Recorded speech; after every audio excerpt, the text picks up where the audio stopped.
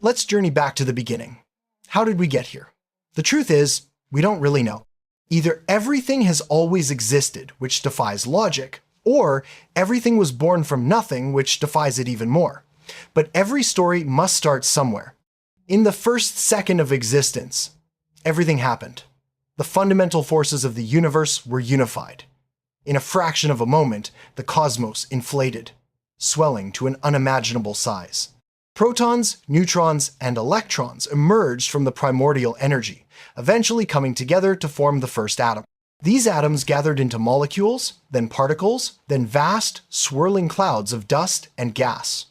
Over the next 100 million years, gravity worked its magic.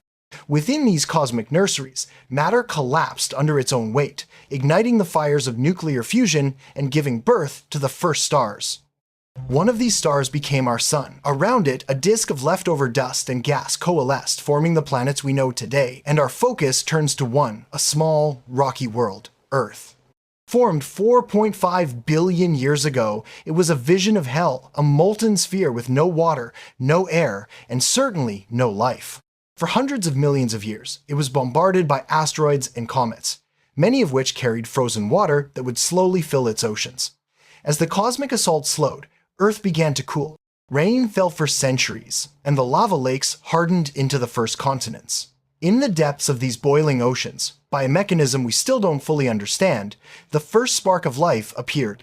It was impossibly small and simple, yet it possessed a remarkable ability. It could replicate itself, and so it did. After a few 100 million more years, these early life forms learned to harness the sun's energy through photosynthesis. This revolutionary adaptation began to fill the atmosphere with oxygen, a change that would terraform the entire planet. This new oxygen-rich atmosphere created an ozone layer, shielding the oceans from harmful radiation and providing a new, potent energy source for life to thrive on. 1 billion years later, these single cells began to cooperate, forming the first multicellular organisms. This was the moment life truly began to accelerate. In a relatively short span of 60 million years, a burst of biodiversity, known as the Cambrian explosion, filled the oceans with a menagerie of strange and wonderful creatures. Life was still confined to the sea, as the ozone layer wasn't yet strong enough to protect against the harsh radiation on land. But as life evolved and pumped more oxygen into the air, the shield grew stronger. Soon, it was strong enough for the Great Migration to begin. At first, it was simple algae and small plants clinging to the coastlines. They had to evolve stronger structures to fight against gravity, a force they never knew. In the buoyant embrace of the water, millions of years passed before larger animals followed. Fish-like creatures, the Tiktaalics, adapted to breathe air and evolved their fins into primitive limbs. They were the bridge between two worlds. As they developed stronger spines and became less dependent on water, they ventured deeper inland. The invention of the egg freed them from the need to return to water to reproduce, allowing life to finally spread across the continents. At this point, life split into two great teams, Team Reptiles and the underdogs, Team Mammals. As forests grew and the atmosphere became saturated with oxygen, life on land grew to colossal sizes during the Carboniferous period. This was the age of giant insects and reptiles, the latter of which would eventually evolve into the dinosaurs. For over 150 million years, dinosaurs dominated the planet, while our mammalian ancestors remained small, scurrying in the shadows. Then, one day, an asteroid struck, and the world was reset in fire and dust. The impact wiped out 75% of all species, including the dinosaurs. But Team Mammals, able to burrow and survive the harsh conditions that followed, endured. With the great predators gone, their time had finally come. In the millions of years that followed, mammals diversified into an incredible array of forms, from horses and elephants to rodents and rabbits, and eventually a peculiar new branch, the primates. The first primates appeared 60 million years ago. They weren't the biggest, fastest, or strongest. Their only distinct advantages were their opposable thumbs and slightly larger brains. But those brains would one day allow them to tell this very story. Around 5 to 7 million years ago, the first hominins emerged, taking a monumental step.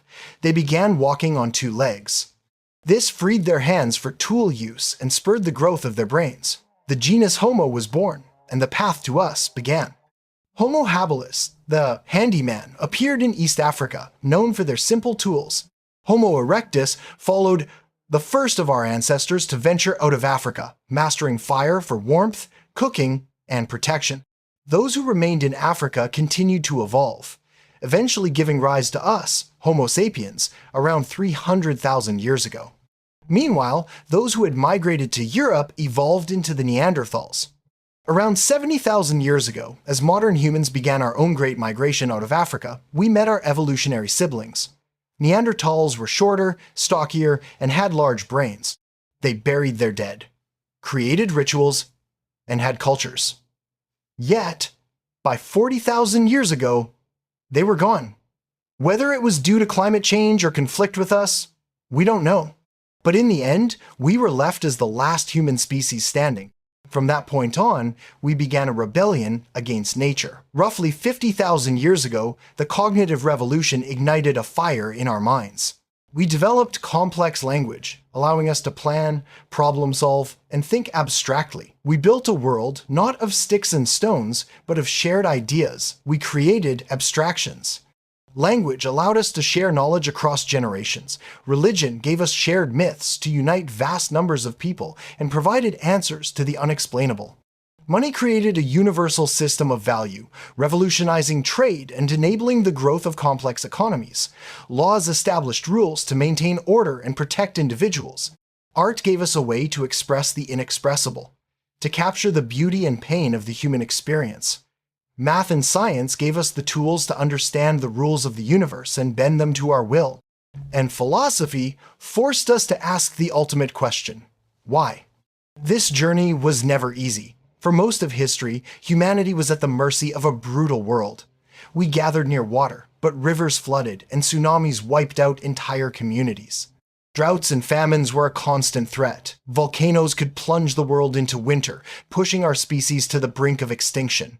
We were surrounded by a world we couldn't see, a microbial world.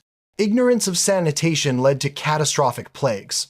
The Black Death, spread by rats and fleas, killed as much as 60% of Europe's population. Smallpox and influenza claimed hundreds of millions of lives. Malaria, the single biggest killer in history, is estimated to have taken billions. And if nature wasn't trying to kill us, we were fighting each other. War, slavery, and oppression were features of nearly every civilization. Life was short, and for most, it was filled with hardship.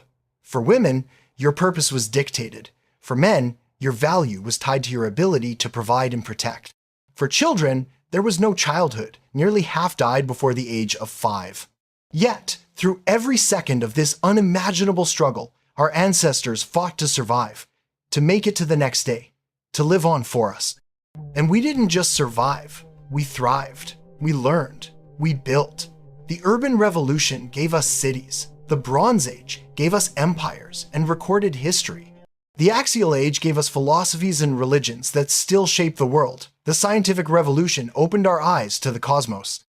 We learned we weren't the center of the universe, we were a tiny speck of dust in an incomprehensibly vast expanse. The Enlightenment gave us ideas of liberty and human rights.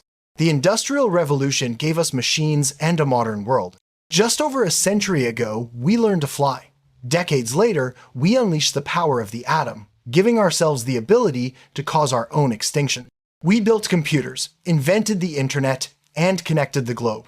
And only 66 years after the first flight, we stepped onto another world. That brings us to today. You exist in the information age, holding a device more powerful than the one that took us to the moon. This is how you got here. This is how we became the most dominant species on the planet. We are the descendants of those who walked out of hell, who stared into the void and chose to build, to create, to learn. Every atom in your body was forged in the heart of a star. You are the product of an unbroken chain of life, stretching back billions of years. Countless things had to go just right for you to exist. Another asteroid, a random virus, a misstep on a cliff, and the chain would have been broken. We are the part of the universe that has woken up to admire itself. We live in the best, most prosperous time in human history, with opportunities our ancestors could only dream of. Yes, one day we will be gone, but until that day comes, we will keep moving forward. We will continue to rebel against the seeming meaninglessness of creation, not for any grand purpose, but for the sake of the pursuit itself. Etched into the very fabric of reality, the story of our improbable journey will read, "Hello, we are human beings."